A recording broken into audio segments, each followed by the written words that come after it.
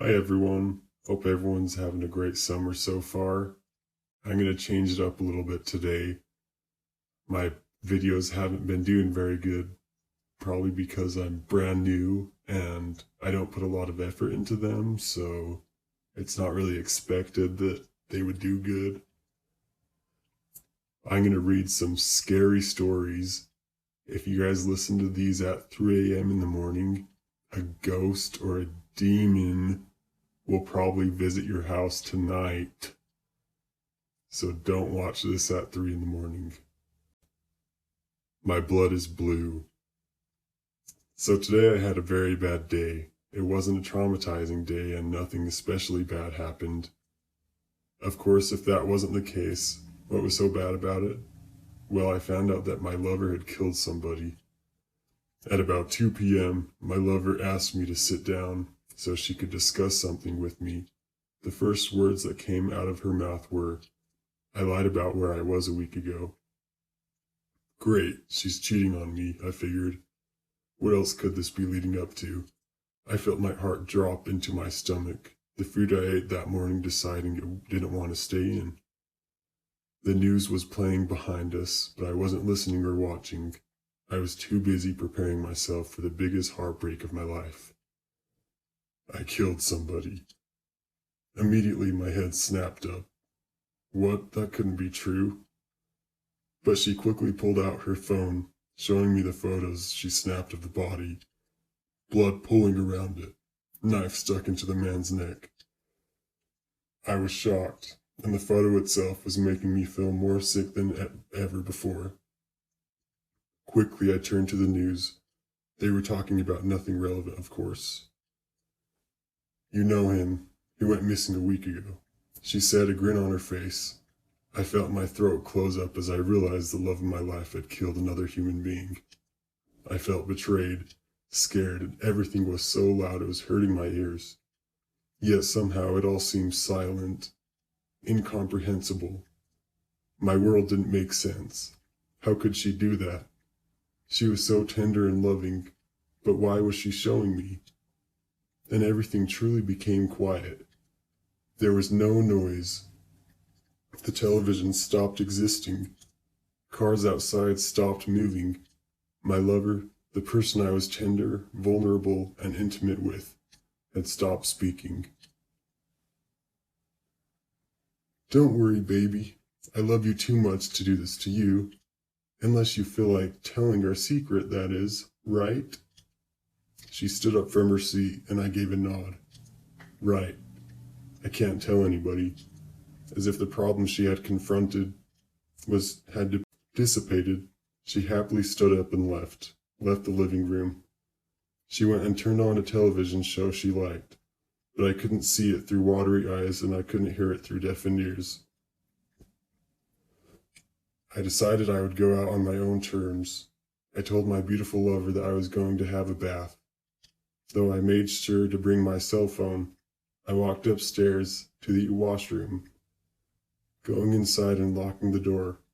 This was the end of me, and it made me absolutely horrified. But so did my lover. She was everything to me. As tears began to overflow from my eyes, my jaw dropped and I let out a silent scream. The pain was unbearable. My heart felt like it was stopping completely. My lip quivered as I dialed emergency services, grabbing a razor blade from my bathroom cupboard. "What's your emergency?" "My wife killed the man. She killed him. She killed him." I sputtered out, wheezing. My chest tightened again. Without further warning, I fastened my grip on the razor blade and pressed it firmly against the inside of my elbow. On 3, I told myself. I counted in my head, then 3, I swiped as fast as I could, pressing hard against the pale skin beneath the blade. It hurt so bad, my head began to spin. The warm liquid began to spurt out of my arm, and I quickly switched the blade to my injured hand, making a much lesser cut on the other arm as I couldn't quite muster up the strength. Then I used my less injured arm and put the blade against my throat. For a moment I hesitated. The operator speaking sounded like nothing in the background. a quiet buzz against the television downstairs, and my own heartbeat in my ears. I frowned, my heart aching for my lover, to be in her embrace again, but she was not who I thought she was. I let out a pained whine as I swiped the blade across quickly against my throat, feeling the liquids pour in. It was off-putting and I just stopped thinking. I was in pain, tired, drowning. Then I wasn't anymore. Then it was just all gone. Wow, these are pretty dark. I don't know if I want to read these anymore. I don't know if I want to read these right before I go to bed. You could tell it's fake because he wouldn't be able to write this if that really happened. But that would be pretty sad. I forgot to turn on dark mode in Reddit, so sorry it's white again. No one commented or anything saying to change it, because no one watches these, but I'm gonna change it anyways. The time I almost got kidnapped. I have an unsettling amount of true scary stories that have happened to me, so I'll share them. When I was 10, I was at a park with my friends. The park was in my friend's neighborhood, and we had been there a few times, so we both felt relatively safe there.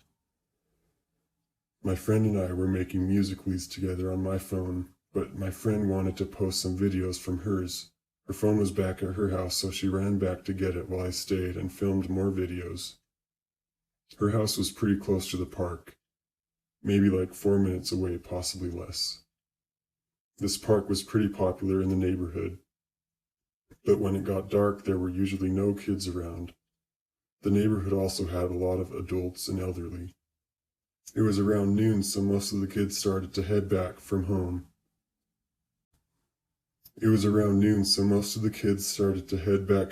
Leaving just me and another kid who was walking around in the trails minding his own business.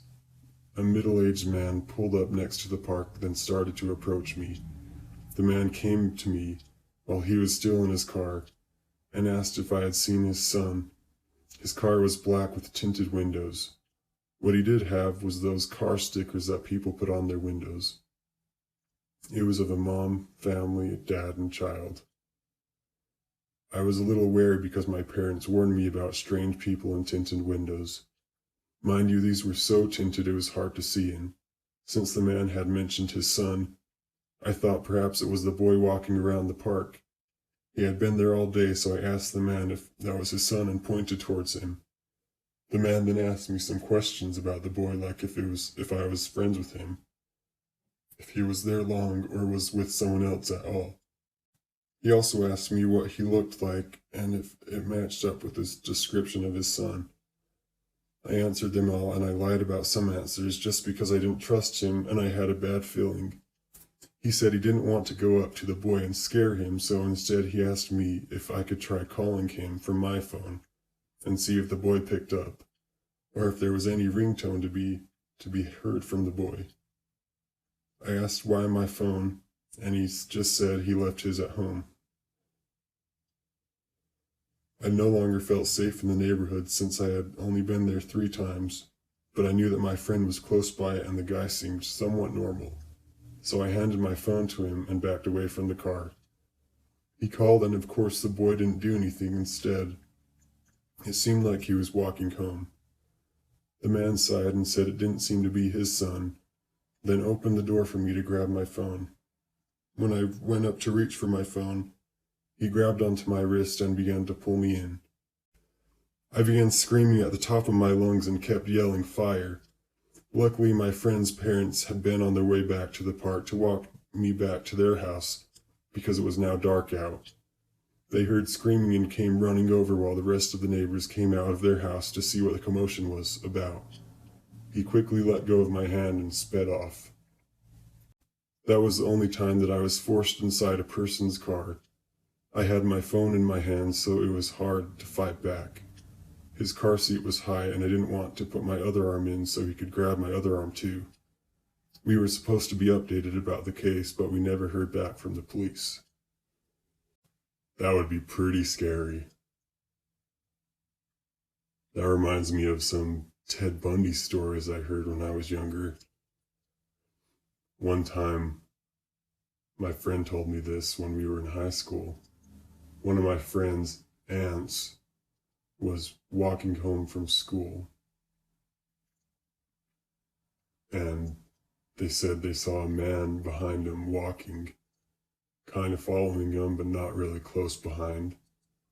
And then the man started walking closer and closer, and the man got so close to the girl decided it wasn't safe anymore and started running, and then the man started chasing after her. And the girl was running as fast as she could. She ran to school. She made it to where other people were, and then the guy stopped following her and turned around. And then several months later, the police started realizing that girls were getting kidnapped. And years later, Ted Bundy was caught. So that was a scary, scary time. This will be the last story. Pitter patter. I went to my aunt and uncle's house one family vacation about 10 years ago. We drove from South Texas to some small town in Missouri. I can't remember the name. We arrived there at 1 a.m. Family consisted of myself, 2 younger sons, mother, father. Most of the family was hungry from the long drive and wanted to see if a McDonald's was open. I was tired from the long car ride and wanted to stay in the house. Mom said one of my sisters would be staying as well. I settled down into the living room watching TV, slightly dozing off. I can remember hearing pitter-patter down the hallway and assumed my sister was just running around. She'd been eating sugary snacks the whole way up. I get a call from my mom asking what I wanted to eat, and in the background can hear both of my sisters arguing. I hear a giggle somewhat behind me, stand straight up and look around, and nothing. I asked my mom if my sister ended up going with them, which she confirmed they did. I stood in the corner of the room till everyone got back. Scary. That was a short story, but this was probably the scariest one. Actually, no, getting kidnapped is scarier than this, but that was scary. Icky feelings. That's it for today, guys. Hope you enjoy this one. YouTube algorithm, please. Please. Please. Anyways, that's it for today, guys. Like, subscribe, turn on notifications, share with your friends, and goodbye. Love you.